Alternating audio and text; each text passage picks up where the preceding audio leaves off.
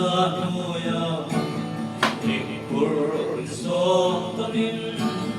Trapayin trapuyin Timlay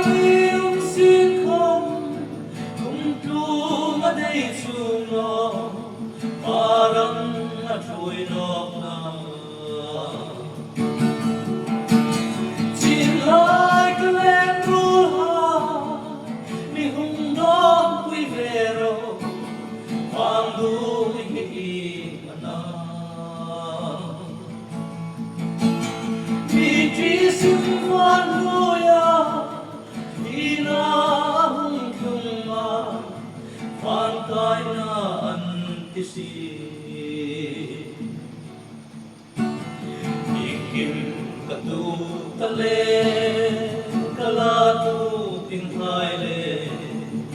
Asilit haingam Katang thay chung tano Dilaw malaswang nale Kilka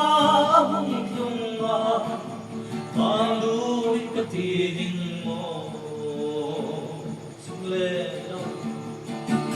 Sumleray punto su Pasihan kisiya Kim na kausak na sun Ngalme lalihanti Ansil kamay nakam Asang hingmoy tunglaw Inhi matan le Tilay kalen rulha Mi hundong kuivero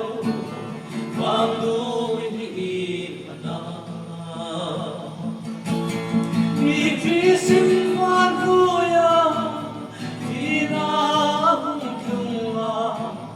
Pantay na antisi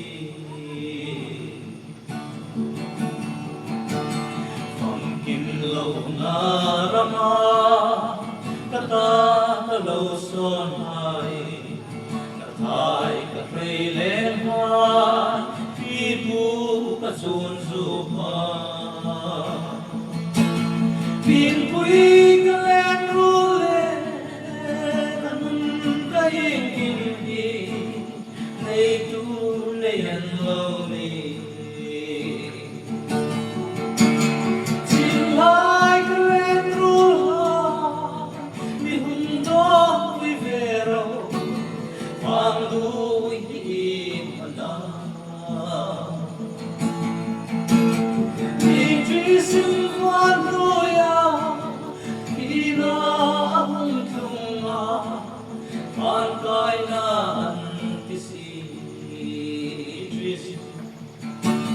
Mi disimvanuya Inahong tunga Pantay na antisi